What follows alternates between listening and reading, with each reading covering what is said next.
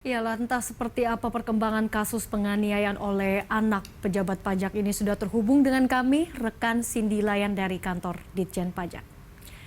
Halo, selamat siang Cindy. Terkait dengan kasus ini, tindakan apa yang akhirnya diambil oleh Kementerian Keuangan?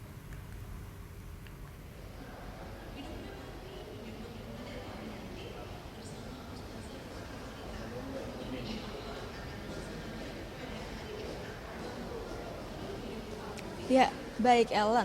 Untuk kasus yang menyeret pejabat Dirjen Pajak, yaitu Rafael Aluntri Sambodo atau RAT ini sendiri selaku orang tua dari Mario yang merupakan pelaku penganiaya David yang merupakan anak dari pengurus dari GP Ansor ini, memang Kemenkeu sendiri yaitu Sri Mulyani dalam press conference yang hari ini mengatakan bahwa tindakan tersebut merupakan tindakan yang sangat tidak terpuji dan tidak dapat dimaafkan gitu ataupun ditolerir. Dan oleh karena itu Sri Mulyani secara tegas dalam konferensi persnya hari ini menyatakan bahwa per 24 Februari 2023 meminta agar saudara RAT begitu untuk dicopot dari tugas dan jabatannya. Dan Sri Mulyani sendiri menyatakan dasar dari pencopotan jabatan struktural ini berdasarkan pada pasal 31 ayat 1 PP 94 tahun 2021 mengenai disiplin pegawai negeri sipil.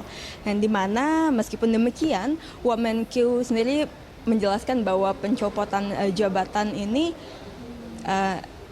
untuk status ART ini tetap dinyatakan sebagai ASN, yang mana artinya tetap terikat dengan prosedur ataupun administrasi dari aparatur sipil negara. Dan Kemenkeu meminta agar seluruh proses dari kasus yang bergulir saat ini yang menyeret Dirjen Pajak RAT sendiri ini dapat dilakukan secara detail dan teliti agar kemudian bisa menetapkan tingkat hukuman disiplin yang bisa ditetapkan terhadap dirinya. Dan untuk saat ini prosesnya sendiri, Ellen, saat ini sudah diterbitkan surat tugas pemeriksaan pelanggaran disiplin untuk saudara RAT. Dan Sri Mulyani menekankan bahwa pihaknya seluruh jajaran Dirjen Kemenkeu serta Dirjen Pajak ini akan memantau kasus RAT ini secara mendalam, dan dirinya mewakili Kemenkeu menyampaikan permohonan maaf begitu sebesar-besarnya terhadap pihak keluarga korban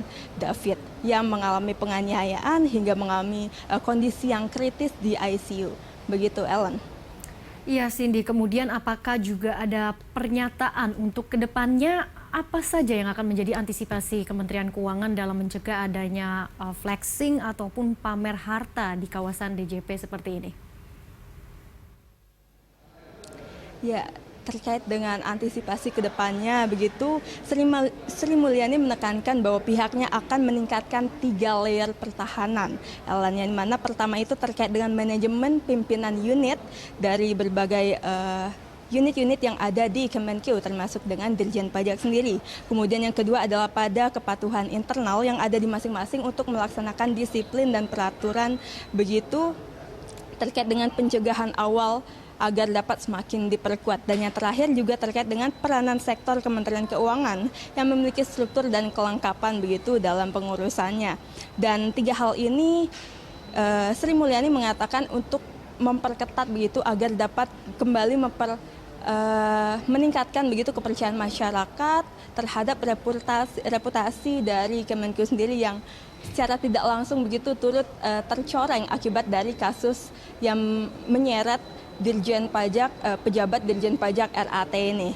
Dan selain itu, Sri Mulyani juga menekankan bahwa seluruh jajarannya begitu untuk melalui kasus ini untuk semakin taat begitu terhadap sistem pelaporan harta kekayaan atau LHKPN.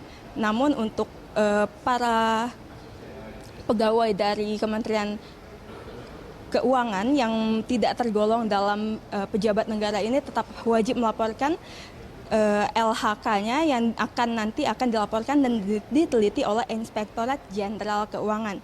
Dan untuk tahun ini Sri Mulyani menyatakan bahwa untuk tahun 2022 atau tahun lalu itu 99,98% itu jajarannya telah melakukan pelaporan, dan untuk tahun 2021 telah ada 99,87, sementara untuk 2020 telah ada 99,86, yang artinya memang semakin tahun ini untuk laporan harta kekayaan dari para pegawai mengalami kenaikan. Namun tentunya penguatan kedisiplinan begitu menjadi fokus dari Sri Mulyani melalui dari kasus ini, dan dirinya mengatakan bahwa Kementerian Keuangan berkomitmen begitu untuk terus menjaga kepercayaan masyarakat terhadap Kementerian Keuangan sebagai lembaga pembendaharaan negara begitu yang dapat dipercaya. Dan selain itu dirinya mengatakan bahwa untuk menghindari perilaku hedon dari para pegawai ataupun pejabat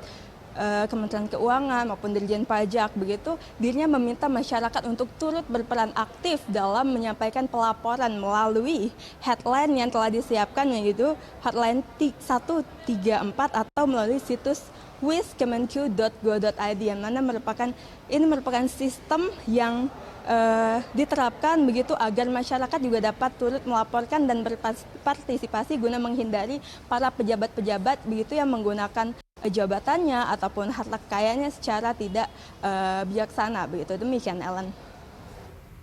Baik, terima kasih atas laporannya Cindy Layan dan juru kamera Hidayat Syarif, dan selamat bertugas kembali.